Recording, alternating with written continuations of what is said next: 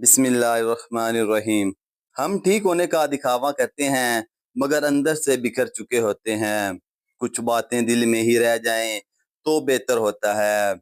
जैसे हम अपनी दुनिया बनाते हैं वही हमें छोड़ जाता है। खामोशी कभी कभी चीखों से भी ज्यादा दर्दनाक होती है। हम मुस्कुराते हैं ताकि कोई हमारा दर्द ना पढ़ सके। कुछ लोग किस्मत में नहीं होते मगर दिल में हमेशा रहते हैं। दिल को समझाना सबसे मुश्किल काम होता है। हर ताल्लुक का इंजाम खूबसूरत नहीं होता। कभी कभी खुद से भी थक जाते हैं हम। जो लोग बदल जाते हैं वो कभी अपने थे ही नहीं। एहसासात का कोई वजन नहीं होता फिर भी बहुत भारी लगते हैं।